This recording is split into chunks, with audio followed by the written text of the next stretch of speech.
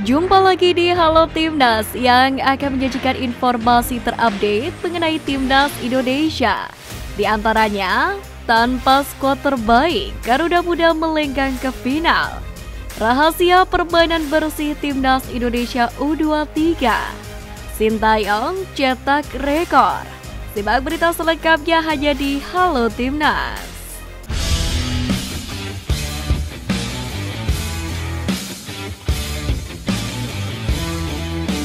Thailand yang berstatus tuan rumah dan juara grup berhasil ditumbangkan oleh Timnas Indonesia dengan skor meyakinkan 3-1. Dengan hasil ini, Timnas Indonesia berhasil melenggang ke partai final. Pada partai semifinal ini, pasukan Sintayong memang bermain sangat apik dan sangat minim kesalahan. Sebenarnya kedua kesebelasan saling mencoba menyerang sejak menit awal. Thailand sebagai tuan rumah mencoba merongrong pertahanan Indonesia. Tetapi pada akhirnya Indonesia lah yang berhasil mencetak gol cepat di menit ke-9 lewat kerjasama Jim Kalisroyer dan Ferrari. Setelah gol Indonesia, permainan terlihat menjadi lebih keras. Namun dalam hal ini Timnas Indonesia berhasil bermain disiplin dan tenang, tidak terpancing emosi. Ini tidak terlepas dari kepanikan membendung gempuran Garuda Muda. Bahkan laga pertama pun dihiasi gol bunuh diri oleh pemain belakang Thailand yang membuat Timnas Indonesia menjadi unggul 3-1 di babak pertama. Kemudian di babak kedua, Sananta menghujani kiper Thailand dengan shot on target yang berbahaya. Dalam pertandingan ini pun apresiasi juga patut diberikan kepada Hernando Ari. Hingga peluit dibunyikan tak ada gol tambahan, skor 3-1 kemenangan untuk Garuda Muda, di mana dicetak oleh Jim Kalisroyer, Ferrari, dan gol bunuh diri dari Thailand. Pasukan Sintayong pun telah ditunggu oleh pasukan muda Hong Antuan pada Sabtu malam di partai final. Ada pemandangan menarik saat Timnas Indonesia U23 berhadapan dengan Thailand pada semifinal Piala AFF U23 2023 pada Kamis 24 Agustus malam. Kerjasama antar pemain Persija Jakarta dan Persib Bandung, yakni Muhammad Ferrari dan Robby Darwish mampu berbuah gol. Robby Darwish sebetulnya dipasang Sintayong karena bek Bagaskava mengalami cedera saat warming up jelang pertandingan. Namun bek Persib itu memiliki senjata ampuh yakni lemparan ke dalam. Buahnya dipetik pada menit 23 ketika lemparan ke dalamnya ditanduk oleh Muhammad Ferrari. Selain menggulingkan Timnas U23 Thailand, Timnas Indonesia rupanya juga mencetak rekor.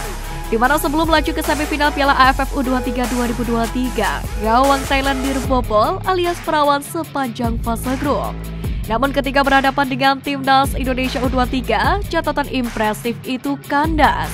Tidak cuma sekali, Thailand bawa kebobolan hingga 3 buah gol. Selain itu, seluruh elemen Timnas Indonesia U23 pun juga patut bersyukur, termasuk pelatih Sintayong. Sebab ini adalah kali pertama pria asal Korea Selatan itu mampu mengalahkan Thailand sebagai juru latih. Di mana dari 6 pertemuan sebelumnya, Sintayong tak pernah menang atas Thailand dengan catatan 2 imbang dan 4 kali kalah. Pelatih Persis Solo Leonardo Medina memiliki proyek ambisius untuk 2 penyerang lokalnya, yakni Ramadan Sananta dan Arkan Kaka. Dia ingin mengorbitkan mereka jadi penyerang top di Indonesia. Karena menurut Leo, 2 pemain tersebut saat ini berstatus sebagai penyerang terbaik yang dimiliki oleh Timnas Indonesia.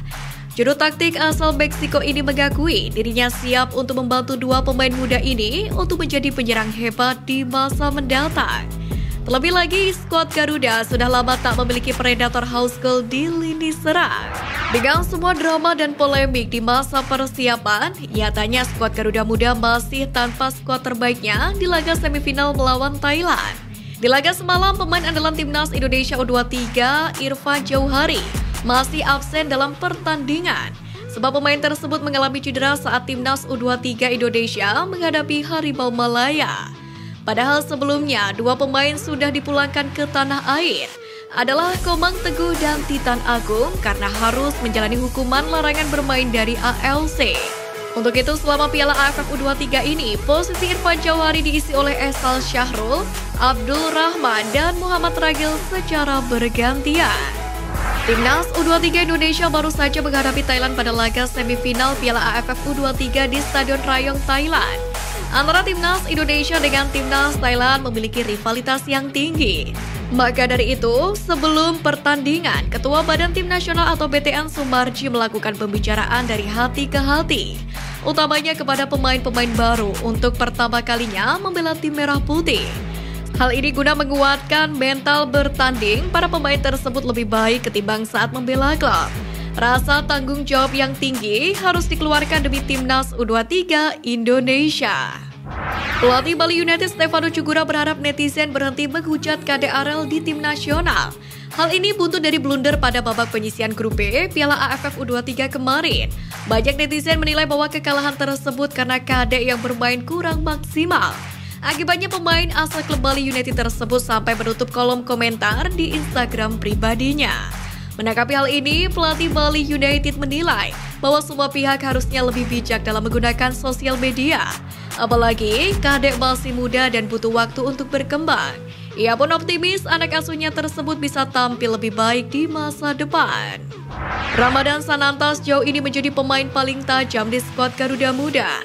Di fase grup ia berhasil menjebloskan gol ke gawang Malaysia dan Timor Leste. Sananta sendiri sempat melakukan selebrasi unik bersama Abdul Rahman. Di mana saat ditanya mengenai alasan dibalik selebrasinya, ex-pemain PSM Makassar ini hanya tersenyum. Sananta dan Abdul sendiri membentuk pose fashion ala adegan di film Dragon Ball. Setelah dikonfirmasi, hal itu hanya kebetulan semata. Media Malaysia Makan Bola menyebut bahwa timnas Indonesia U23 lolos ke semifinal Piala AFF U23 2023 ini karena bantuan dari timnas Malaysia U23. Makan Bola pun menyebut tidak dipungkiri lagi bahwa kemenangan Harimau Malaya Muda atas Timor Leste telah membantu Garuda Muda untuk menyegel tempat di 4 besar.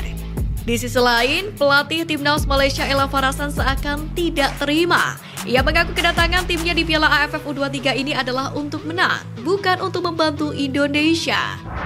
Pertandingan melawan Jepang di grup D Piala Asia 2023 diprediksi akan menjadi ujian tersulit bagi pasukan Sintayong. Pasalnya Indonesia tergabung dalam grup D bersama Irak, Vietnam, dan Jepang. Dalam hal ini, Jepang menjadi negara dengan nilai pasar tertinggi di grup mencapai 228,5 juta euro atau sekitar 3,8 triliun rupiah. Hal ini tidak terlepas skuad negeri Sakura ini berisi pemain-pemain luar biasa seperti Kaoru Mitoma dari Brighton, Daichi Kamada dari Lazio, Junya Ito dari Reims, Takumi Minamino dari Monaco, Takefusa Kubo dari Sociedad, dan Wataru Endo yang kini bergabung dengan Liverpool. Dalam turnamen ini pun diharapkan Indonesia bisa menjadi kuda hitam di bawah asuhan dari Sintayong. Gelandang naturalisasi Mark Klok buka suara terkait aspek yang tak dimiliki Indonesia dibandingkan negara-negara lain yang sepak bolanya lebih maju. Untuk diketahui, Klok sendiri memulai karirnya sebagai pesepak bola di usia 4 tahun. Dari sini, ia menyinggung mengenai infrastruktur usia muda di tanah air. Menurut Klok, itulah yang menjadi dasar dirinya tetap teguh mengikuti sepak bola meski mengalami kejenuhan. Sementara di Indonesia, para pemain tidak memiliki benteng seperti yang dia jalani, yakni bermain bola sejak masih sangat muda. Ex-kiper timnas Indonesia Marcus Horizon yang sempat bermasalah karena ucapan local pride, kini berikan pendapat terkait pemain naturalisasi. Ia menyebut tak masalah jika PSSI mendatangkan pemain keturunan. Akan tetapi, mantan ex-timnas Indonesia ini mengatakan bahwa usaha mendatangkan para pemain naturalisasi justru akan hanya membuang-buang waktu jika levelnya masih sama dengan pemain lokal. Namun ia menegaskan apabila teknis pemain keturunan bisa beberapa kali lipat dari kemampuan pemain lokal, maka akan bagus untuk dinaturalisasi.